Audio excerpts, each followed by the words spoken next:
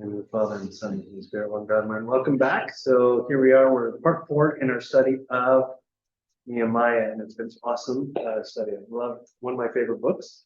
So just kind of a recap to make sure we're all on the same page. So Nehemiah comes in the post-exilic period. So the kingdom of Judah was punished, and then the Babylonians came and they destroyed Jerusalem, right? And that started the 7 years of exile.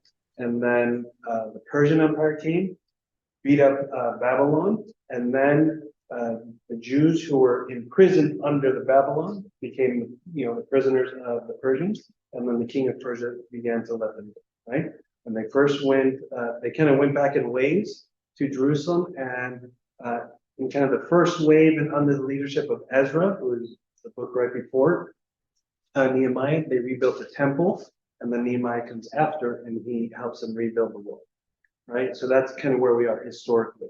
So Nehemiah, has this amazing, story of how the king allowed Nehemiah, who was his cupbearer, to come back to Jerusalem and rebuild the wall, right? And we're not going to get into that, but you can go to the previous studies.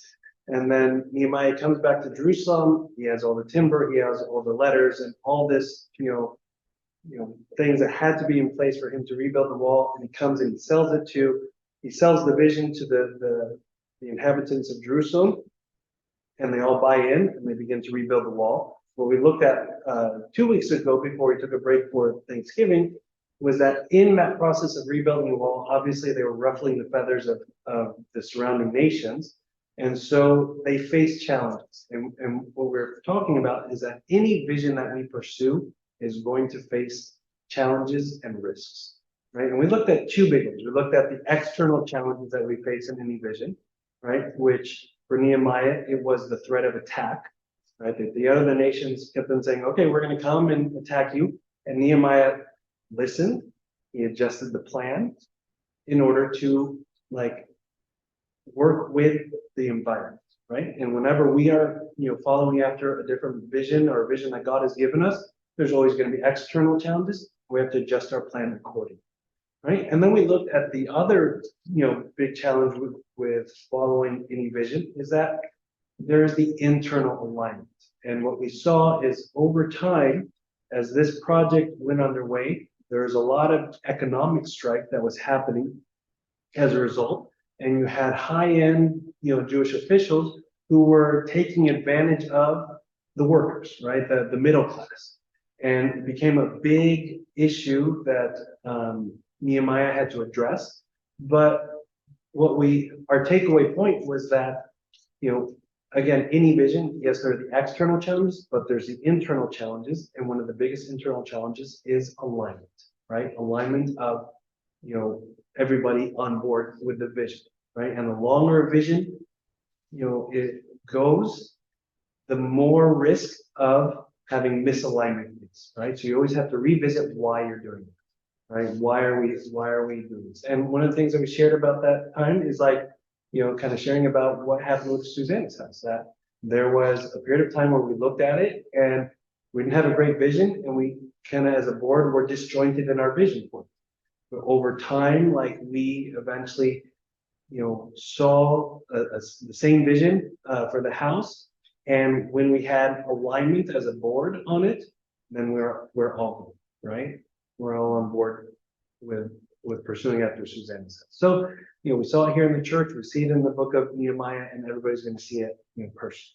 Okay, so that's kind of where we're at. And now, as we get into today, we are going to see yet more challenges that Nehemiah is facing. But before we get to that, let's kind of open up with some questions. And I'll be honest, I'm a little bit nervous about today's questions.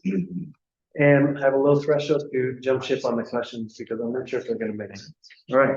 So, first question. If there was something that you could go back in time and either tell or warn yourself about, what would it be? That is a dangerous question. It's a dangerous question. You don't have to get very personal, right? Right? But if there's something you can go back and warn yourself about, what would it be? right? Or even like you go back and calm yourself about something.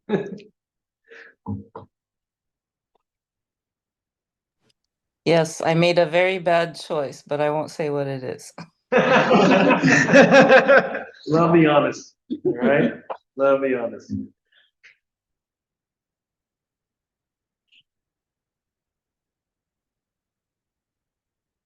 I think like as a student, I was always so stressed about every little thing. And then at the end, you're like, it all works out eventually, right? But you're so every midterm, every exam, every paper is like, this is it, this is the end. This my whole life depends on this. And it's well, it actually doesn't. But like I wish my younger self could have been like, see the bigger picture, but you're also like 19. So what's the big Fair picture? enough. But that's a good point. I think I have the same. That's exactly what I'm doing. Really? Because I would go back and be like, you should freak out more. Right? Yeah. But you're right, it all kind of works out. I'm getting use medicine. See, matter. One way or another. That's right there. Pass fail. She's got degrees. She's got degrees.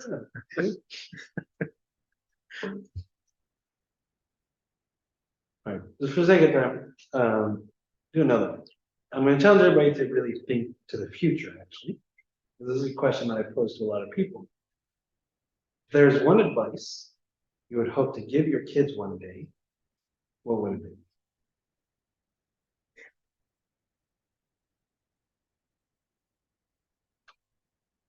To focus on the plan that God has for you. Okay, that's a plan like that has for you. Yeah, and to go off of that, just like be or anything less. Okay.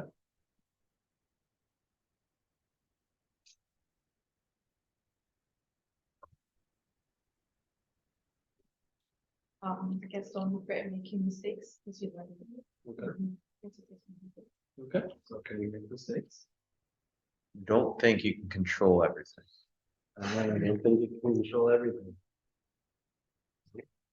I saw a video one time and a parent always asked his kids, what did you fail at school today? Or like, what is one thing that you failed at today? And I think it's good to make kids not feel that they need to be, perfect at everything, and that you can also make they wouldn't feel like, oh, I made a mistake. Because the mistakes is failure.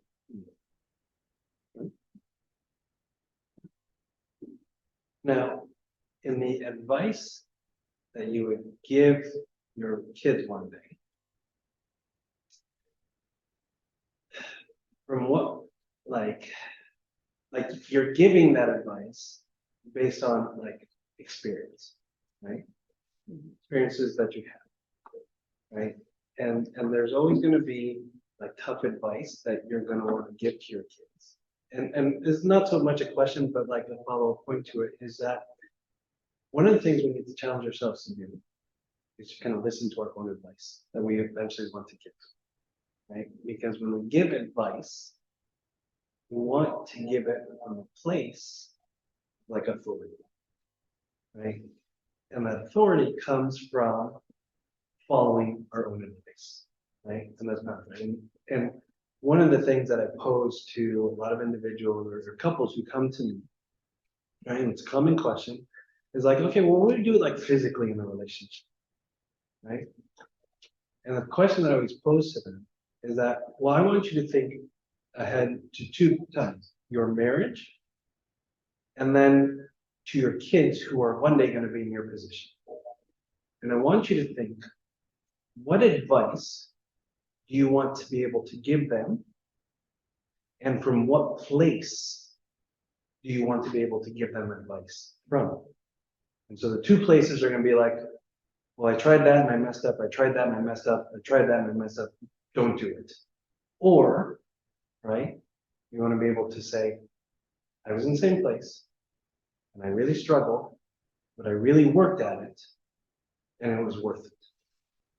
Right? So from what place do you want to give advice from? And my last question is that when you are given advice that is very difficult to follow, What's a burning question that you always have about the person who is giving you that advice? Can you repeat the question? Right? When you're given advice that is very difficult or challenging, what's a burning question that you might have about the person who is giving you that advice? Like, back to your other question, like, did they do that or Did they do that or not, right? Did they do that or not, Are you human? right? But, Nonsense. huh? Nonsense. What do you mean nonsense? When I give somebody advice and it seems like nonsense for them, what are they saying? Hmm. Okay. So the reason why we ask that question is like, we want to know, like, are you just like telling me things? Or are you like sharing with me like something that you struggled through, but it was worth it for you? Right? And the reason why that is important, right, is because when we like hear from somebody who has sacrificed and struggled and made it through, and then is telling us like it's tough, but it can be done, and this is why it should be done, right? We take that advice differently, right? It matters to us. Versus like, somebody who's like saying, well, don't do that, but behind your back, like, we know you're doing it, right? That advice doesn't carry much water, much weight. Okay? That's what I want you to think of as we go. And before we actually get into, I want to share two stories from the life of Mother Teresa that will help can articulate what I was trying to probe at with the questions. All right, so Mother Teresa is one of the greatest missionaries in the Common Era, right? And she went to go serve those who are sick and dying in India. And her mission was simple. She essentially went and found anybody who was on the street dying and sick, and she stayed with them and she served them. And if they died, she just made sure that they didn't die alone, that they were able to die with dignity. As she was getting her mission underway, right, her mission continued to grow, and it grew from just not only caring about those who were sick and dying, but to also finding, kids who were abandoned and thrown away, literally thrown away, by parents who couldn't take care of them. So she was collecting the kids and having an orphanage, and then she had another house which was tending to those who were sick and dying, right? And early on in her ministry, one of the things that they did was they just took up residence somewhere, a place where they can bring in the sick and the dying, care for them to the best of their ability, and so on. And they happened to pick a place that was next to a Hindu temple. And the Hindu temple didn't like it, right? And she was still new in India, relatively new. And they protested, they petitioned to the government saying, okay, she's got to move, all these different things. They threatened, they really brought a huge force against her in order to get her out. And then one of the Hindu priests ended up late in his battle with tuberculosis. And he was so late in his battle that the hospital wouldn't admit him. And nobody would take care of him. And so Mother Teresa died. She took him in, and she personally served him. She personally served him until his last breath. And because of that, right, it sent a message that truly she would care for anyone. And that's when she began to win the hearts of him. Right? She was winning, but she took a big step in winning the support and the love of everybody in India because of what she was able to do. Now, if we fast forward, a couple decades of doing this in India, clearly, Mother Teresa in the later parts of her life ended up, becoming recognized by the world. And in 1994, she was actually invited to DC for the annual prayer breakfast as a guest speaker. And the prayer breakfast is something that is attended to by the president and the wife and vice president and so on, and Republicans, Democrats, different religious leaders, like the whole gamut, hundreds of people at this prayer breakfast. And they invited her to speak. President at the time, President Clinton, and his wife Hillary, and then Al Gore was the vice president. So she gets up to speak and just kind of working through her speech. And then she reads this part of her speech. But I feel that the greatest destroyer of peace today is abortion. Because Jesus said, if you receive a little child, you receive me. So every abortion is a denial of receiving Jesus, the neglect of receiving Jesus. And for the next 5 minutes, there's a standing ovation. Everybody's clapping except President, First Lady, Vice President, right? And after 5 minutes, she wasn't done. She continues.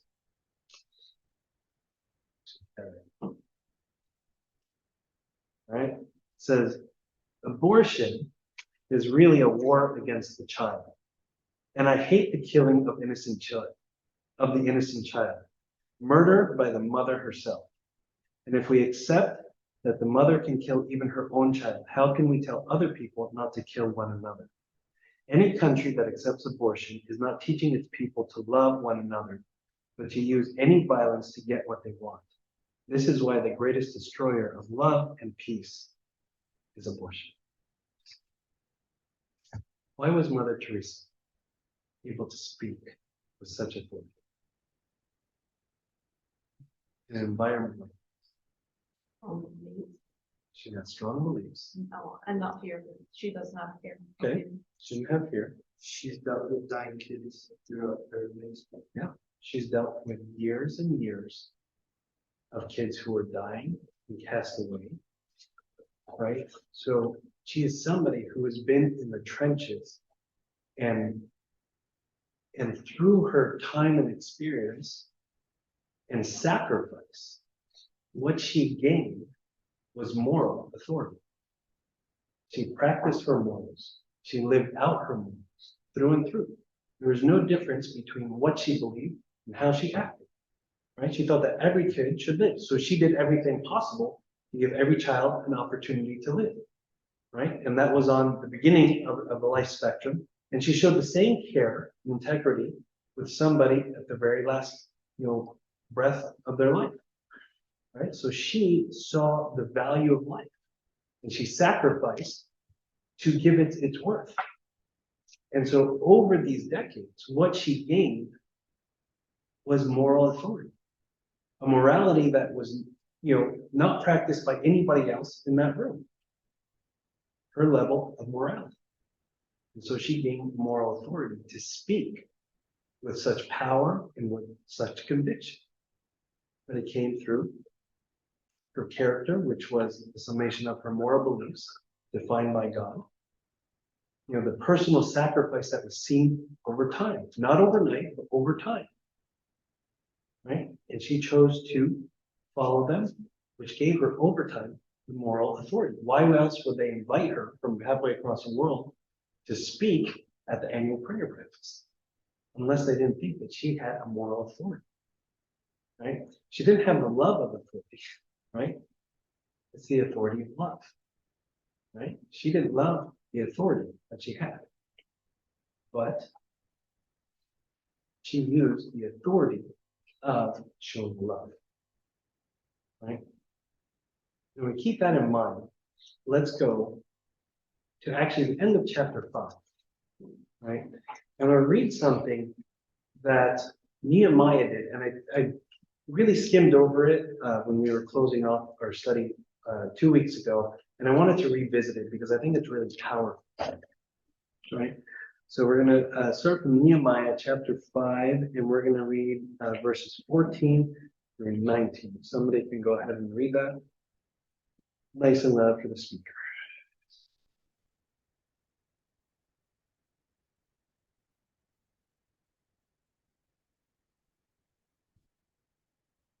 Moreover, from the time that I was appointed to be their governor in the land of Judah, from the 20th year until the 32nd year of King Artaxerxes, 12 years, neither I nor my brothers ate the governor's provisions. But the former governors who were before me laid burdens on the people and took from them bread and wine besides 40 shekels of silver. Yes, even their servants bore rule over the people, but I did not do so because of the fear of God. Indeed, I also continued the work on this wall, and we did not buy any land. And all my servants were gathered there for work. Through 19. Oh, sorry. And at my table were 150 Jews and rulers, besides those who came to us from the nations around us. Now that which was prepared daily was 1 ox and 6 choice sheep. Also fowl were prepared for me, and once every 10 days an abundance of all kinds of wine. Yet in spite of this, I did not demand the governor's provisions, because the bondage was heavy on this people. Remember me, my God, for good, according to all that I have done for this people. So what this shows is that for 12 years as Nehemiah was governor, he did not take what was rightfully or lawfully his. As a governor, he was able to collect and take taxes and so on, for his provisions. But he chose to give up that. And he chose to give it up. If you can remember what we talked about last time, is that under time economic struggle, it was very difficult. There was the higher end Jewish authorities who were manipulating and taking advantage of the lower end. And what does he do? He leverages what he has in order to bail out some people, free some of those who are working as slaves, pay the debts of others. So he leveraged his resources, but he did so while also saying, okay, I'm not going to take what is lawfully or rightfully mine. So when you do that for 12 years, what do you gain with the people? Moral authority. Because what were they used to? Rulers and governors and higher ups coming in and trying to skim them, trying to get the most that they can. But he sacrificed and he helped out. So he gained moral authority with the people, which was a huge part of his leadership. Right? I know some of us here are, or at different times may have been involved in serving, kids younger than us. And in our service to those who are younger than us, especially within Sunday school realm, how do we serve them? Do we serve them from a place of moral authority? Do we serve them and teach them? Because we're also struggling, and in our struggle, we're really trying to do right. Or are we telling them, don't do this, but I'm not going to fight that same battle? Right? It's totally different. And kids see right through it. We know that. They know when you're totally blowing smoke their way, and they know when you're being honest. Right? And the most effective servants, not just in Sunday school, anywhere, are those who serve with moral authority. But moral authority doesn't come unless we have our character and the morality as defined by God, not by us, right? And the sacrifice that goes along with practicing those morals over time, not overnight, right? Over time.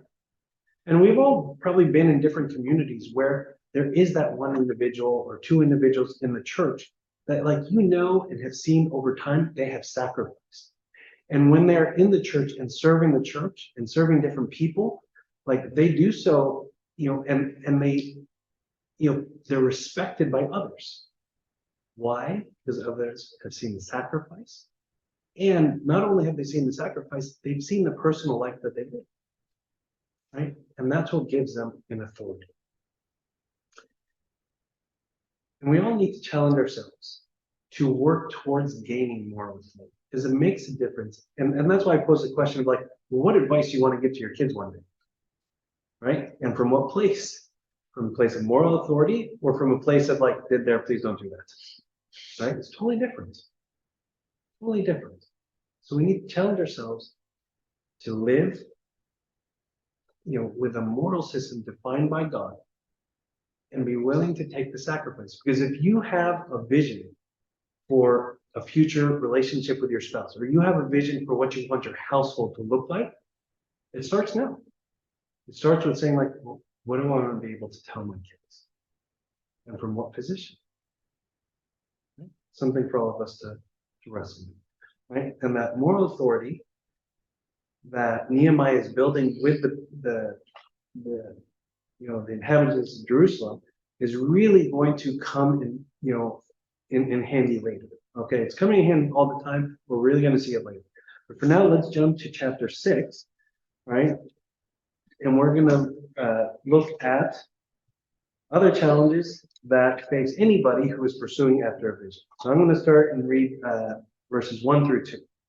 Now it happened when Sanballat, Tobiah, Geshem the Arab, and the rest of our enemies heard that I had rebuilt the wall and that there was no breaks left in it, though at that time I had not hung the doors in the gates, that Sanballat and Geshem sent to me saying, "Come, let us meet together among the villages in the plain of Ono."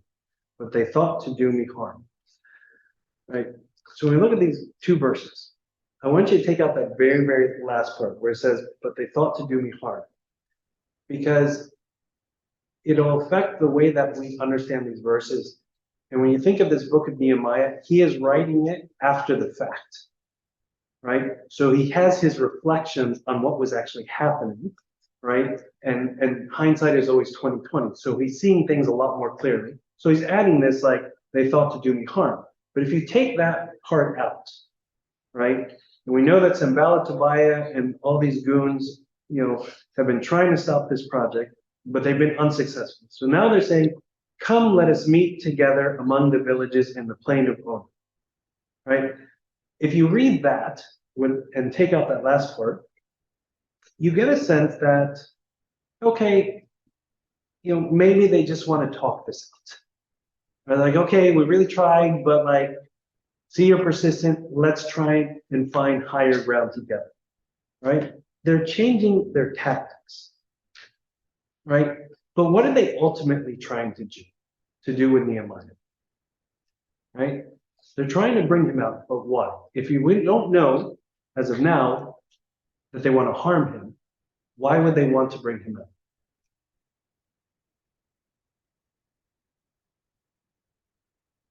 So they can sabotage his plan of completing the wall. Okay, they could sabotage his plan. How?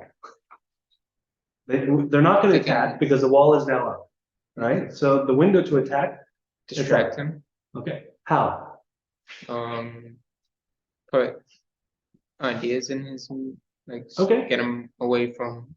You're saying they just want to get him away from the wall, right? If we get Nehemiah out of Jerusalem, right, then the wall and the construction of the wall is going to come in, right? Or not going to come down, it's going to slow up or even stop, right?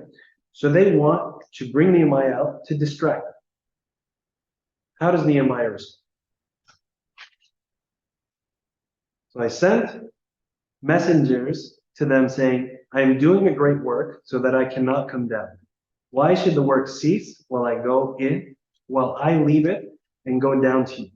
But they sent me this message 4 times, and I answered them in the same manner. And this is like one of the best responses to distractions. "I'm doing a great work so that I cannot come down." He said it over and over and over, 4 times, right? And we're dealing with snail mail here, right? So it's not like overnight or an email. Like this is a long exchange, and he responds 4 times. Right? Nehemiah knows leaving puts the project and the vision of building this wall at risk, right? And he could have thought, like thinking in the moment and not like after the project is done. He could have thought like, okay, well, maybe it could be beneficial if I go and talk with them and I build a truce and we have better relationships with everybody in the region, right? He can make an argument to go and talk with them. But by this time, Nehemiah is laser focused, right? And he's like, we have to finish this wall. And so he sees it as a distraction. One of the things that tends to cripple, right, our own pursuit of visions are distractions, right? And we can justify distractions in a lot of different ways, right? We can have a vision for a particular service. But the problem is, I have 4 other services that I'm in. So I can't even focus on this one that I really want to focus on, right? We can have a vision for being part of a community. Problem is, but I like to go to this church and this church and this church, and I like to church hop. But I really want to feel part of something. Hey, you have a vision to feel part of something. But you're too busy going around. Right? You can have a vision for a relationship, type of relationship that you want with your kids. But we get so busy being distracted with unnecessary things with work. No joke. A couple days ago, I was sitting down, I was trying to help Seth finish his dinner. And like at the same time, I was trying to deal with something at church. So I had my phone and he's feeding, and I'm kind of feeding him. And then he looks at me, he's like, Dad, put away your phone. It's like, oh man, you're 3. And you figured it out. Right? He figured it out like I was torn. And see your 3-year-old looking like, Dad, put away your phone. It's horrible. Right? We can have a vision for our career, but we suffer from FOMO. Right? So we all have different visions for what we want. But we can get distracted and we can justify the distractions, right? In a good way.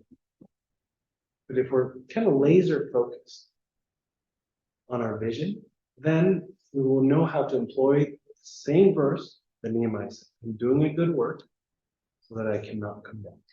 And it's good to kind of look at things and ask ourselves like, okay, is this really like, it may not be bad, but is it helping me in my vision? And if it's not, when everybody say the same thing Nehemiah said, I'm doing a good work so that I cannot come down. Right? When you look at some of the most successful people, right, that you admire, you'll be like, oh, but they do this, they do this, they do this. The one question that you don't see is all the things they're not doing. Right? That is what you don't see. You don't see all the different things that they turned out, that they chose not to do in order to be in the position that they're in. Everybody to remember, doing a good work, but cannot come in. Any questions? All right, somebody read 5 through 9. 5 through 9. You can read it. Then Sanballat sent his servant to me as before, the 5th time, with an open letter in his hand. In it was written, "It is reported among the nations, and Geshem says, that you and the Jews plan to rebel. Therefore, according to these rumors, you are rebuilding the wall, that you may be their king. And you have also appointed prophets to proclaim concerning you at Jerusalem, saying, there is a king in Judah. Now these matters will be reported to the king, so come, therefore, and let us consult together." Then I sent to him, saying, no such things as you say are being done, but you invent them in your own heart. For they all were trying to make us afraid, saying, their hands will be weakened in the work, and will not be done. Now therefore, O God, strengthen my hands. All right, thank you. So Sanballat was relentless in his pursuit of bringing this project to a halt, right? And so he's trying to look at the whole situation and say, okay, what else can I do? We invited him to Ono, but he didn't want to come down to Ono. He rejected us 4 times. Like, what else can I do? There are a few things that really stir up an emperor, like the threat of another king within his kingdom, right? So that's his approach, right? His approach is to say, like, okay, now I see what you're doing. You're trying to build this wall because the wall is essential for any nation to really be considered a nation. You got to have a wall, right? You got to have a wall. And so now you built the wall. And so you're going to have your own prophets there, like, come and declare that there's a king in Judah. And so I'm going to go and tell the king of Persia, find you. How does he, like, spread this? Right? So he has this letter that the messenger is carrying. What do you notice about how the messenger is carrying this letter? It's open.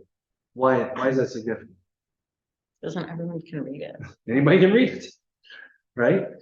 Anybody can read it. How are official letters sent? Well, they have a nice little, tie on it, and then a wax seal, and the king's signet ring. This is how an official letter was shared.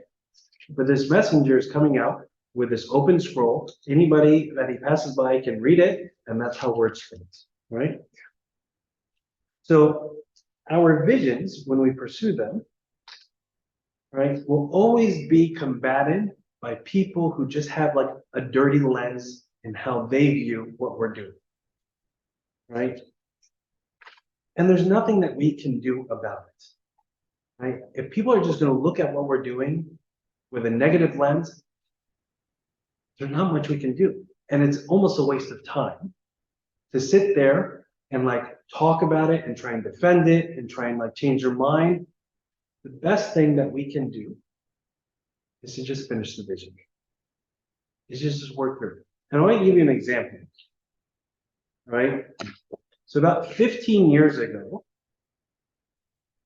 around there, one of the first English-speaking churches showed up, right?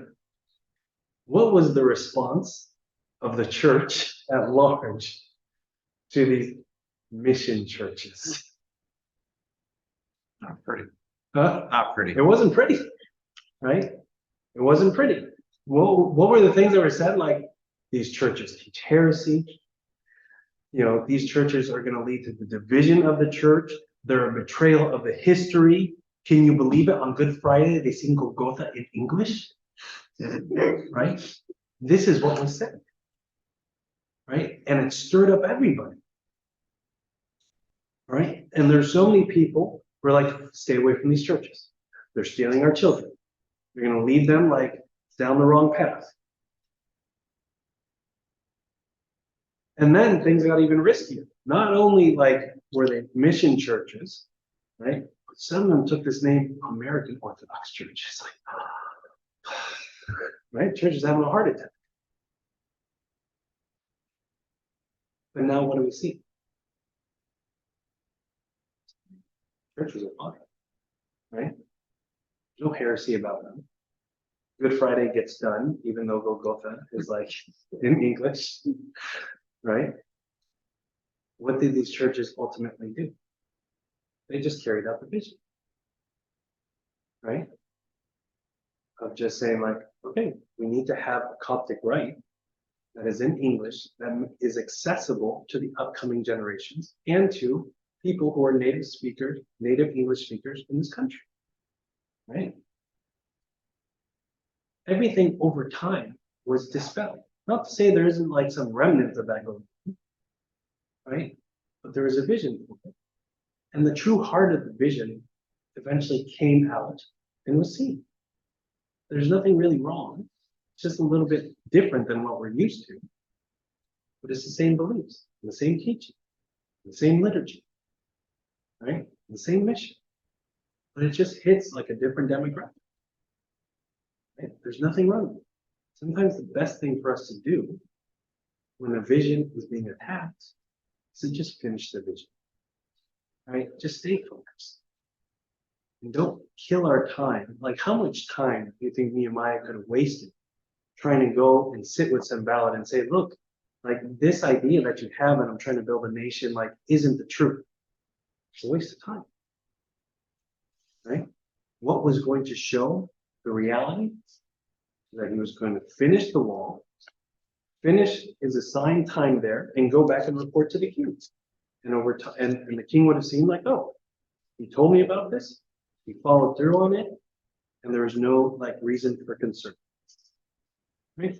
The best way to silence haters is to just see the vision through, to stay focused, let our actions speak louder than our words. Right? But it's not easy.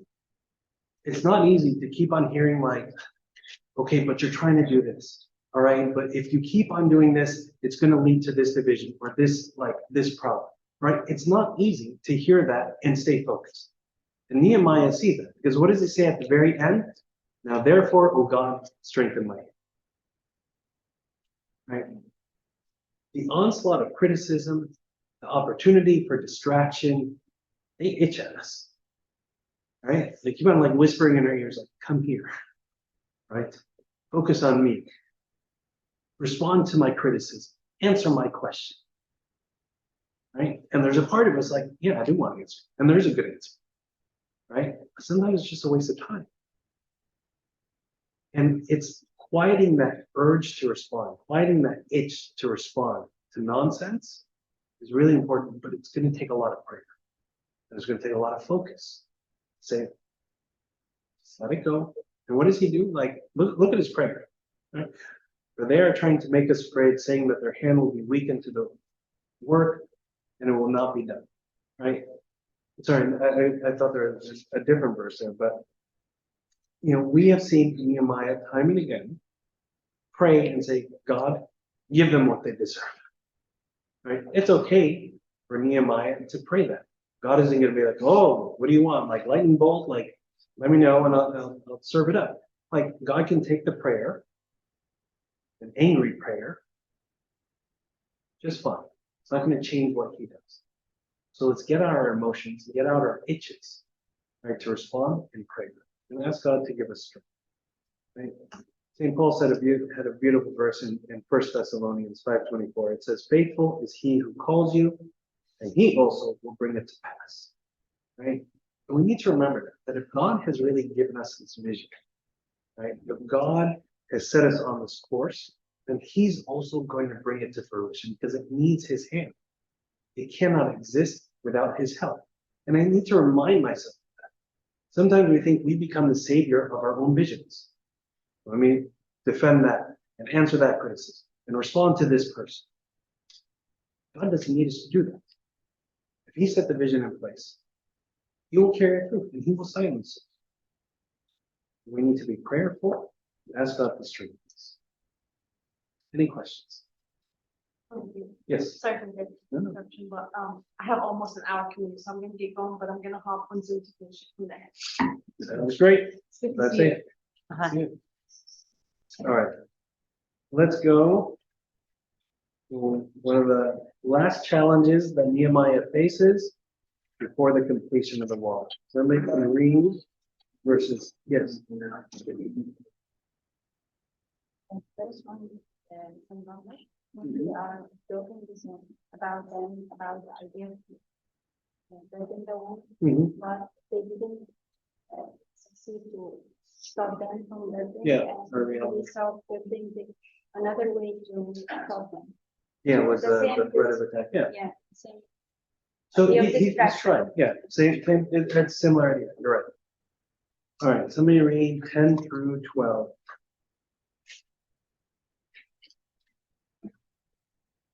Afterwards, I came to the house of Shemaiah, the son of Deliah, the son of Methabel, who was a secret informer, and he said, let us meet together in the house of God within the temple, and let us close the doors of the temple, for they are coming to kill you. Indeed, at night they will come to kill you. And I said, I should such a man as I flee. And who is there such as I who would go in the temple to save his life? I will not go in. Then I perceived that God had not sent him at all, but that he pronounced his prophecy against me because Tobiah and Sebulot had hired him. Thank you. All right. So a death threat was put out on Nehemiah, and it was conveyed to Nehemiah through this character Shemaiah. And it's believed, based on other cross references, that he was from a line of priests, right? And as he's conveying this message to Nehemiah, he's saying, okay, they're coming to kill you. Let's go to the temple, right? And let's close the door on the temple. What's the significance? Does anybody know the significance of going to the temple and closing the door? Huh? Stay safe. Okay, stay safe. Who is actually allowed in the temple? The priest. Priests.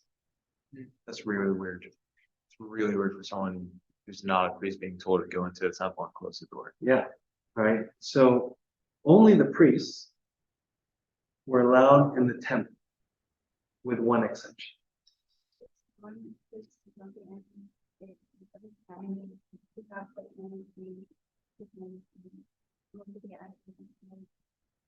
Exactly. Okay, so the one exception is that if you accidentally killed somebody and you were afraid that their family was going to come and kill you, you can go to the temple and you close the door and wait until it's safe to come out and a proper trial can be held. That was the one exception for anybody other than a priest to go into the temple. So this is similar because there's a death threat, but it's not the same situation. Right? It's not the same situation. What would have happened if Nehemiah hid in the temple? Would have been guilty. He would have been guilty. Right? He would have been guilty. It would have been an infraction of the law. As a leader, what does he lose if he breaks the law? His moral authority. His moral authority. And that moral authority that he has spent so many years gaining can be lost like that. And if he loses his moral authority, what's the impact on the whole situation?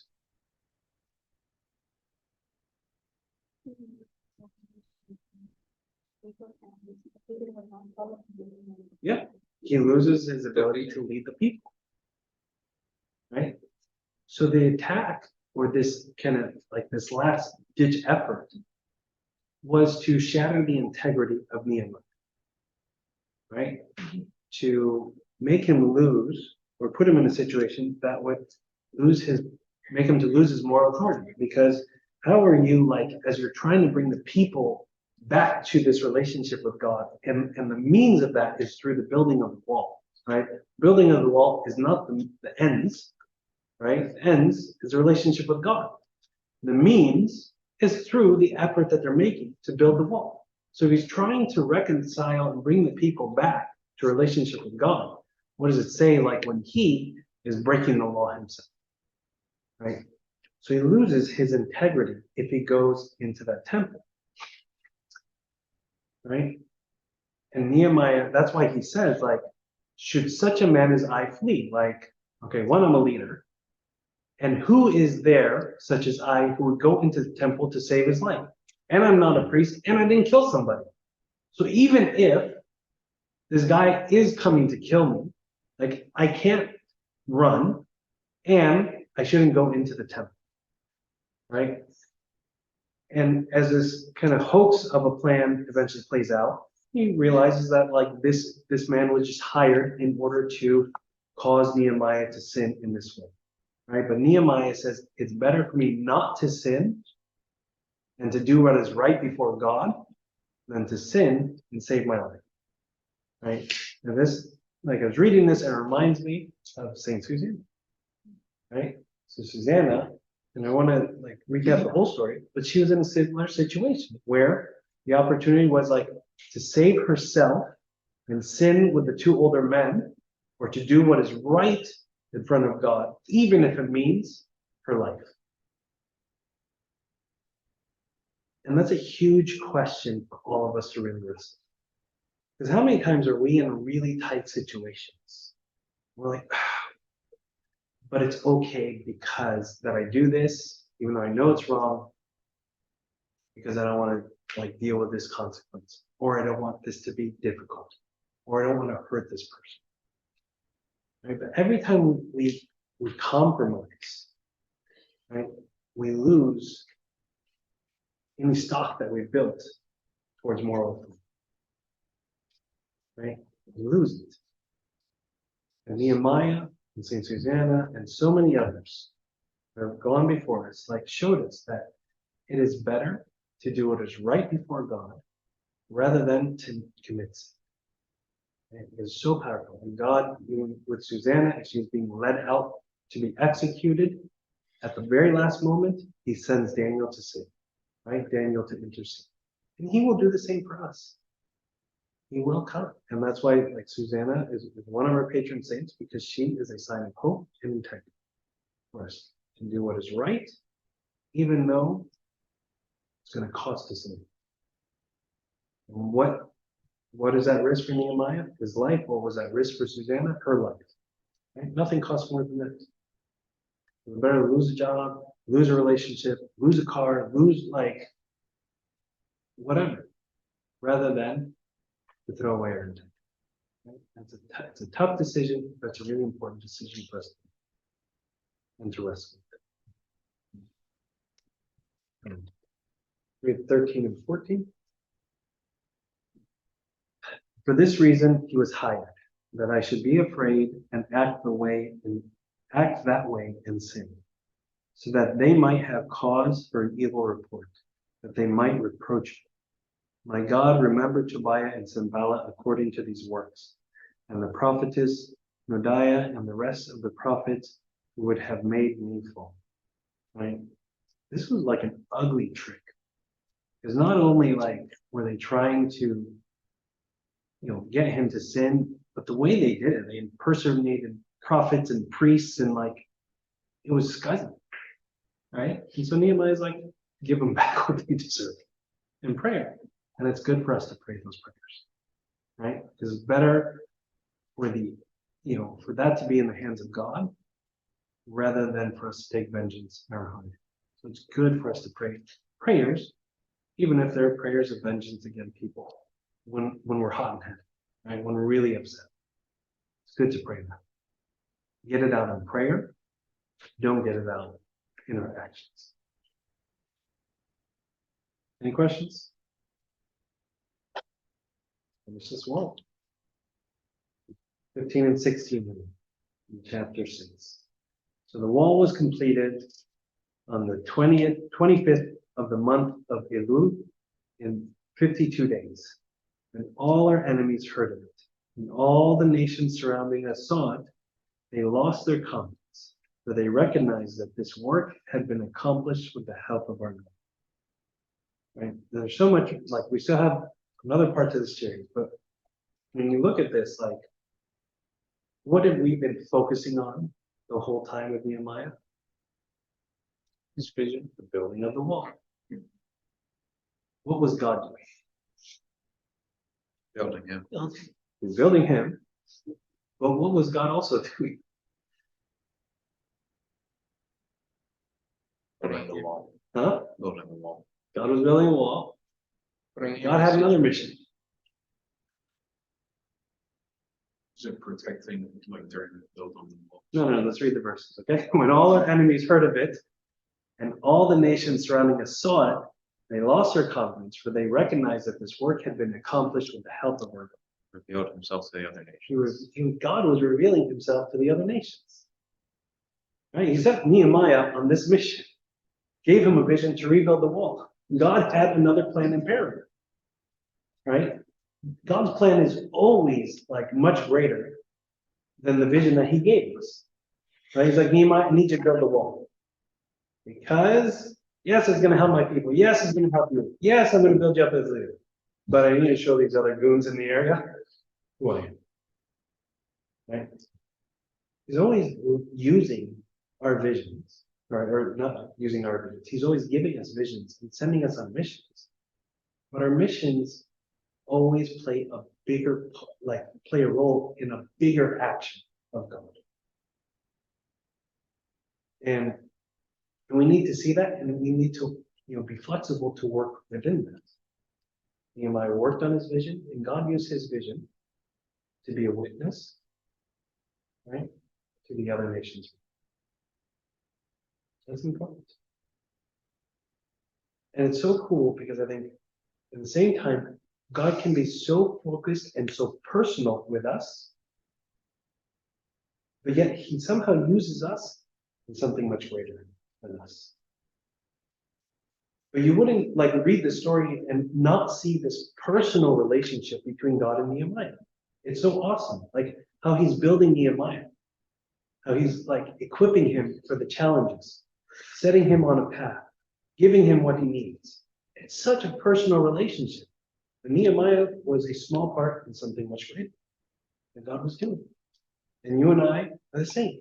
He is so personal in how he deals with us, and how he works with us, and how he calls us in certain directions and leads us, down certain missions. But it's so much greater than us too. And he's the only one who knows how to weave it in so perfectly and so seamlessly without us realizing. And this is how all of us are used for something greater than ourselves. But never does he sacrifice the uniqueness of his relationship with us. It's how he remains personal God and creator of both at the same time. Doesn't sacrifice one for the other. Personal God to me, the believer of something so much greater. With me. It's awesome. It's awesome to see that. And each one of us plays a part of it. Any questions? We have one more week. Where we have kind of the maintenance of the good work that has been accomplished. So we got through the wall, but the wall was not the end. Right? The wall was not the end. So we have a lot more to discuss. Next week, close in prayer. In the name of the Father, and the Son, and the Holy Spirit, and God, amen.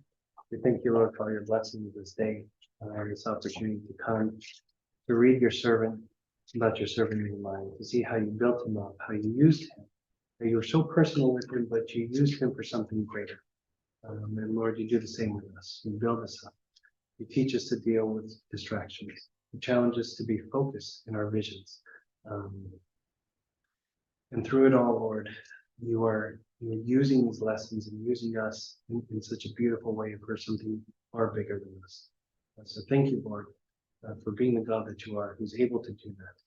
And bless each person here, bless our time, and be with us as we prepare for next week in our conclusion of the new month. Through the intercession of our saints who have pleased you from the beginning here, as we say, our Father, who art in heaven, hallowed be thy name. Thy kingdom come, thy will be done. Give us this day our daily bread. Give us our trespasses, as we forgive those who trespass. Lead us not into temptation, but deliver us from evil. Christ Jesus, the last kingdom and power and glory forever.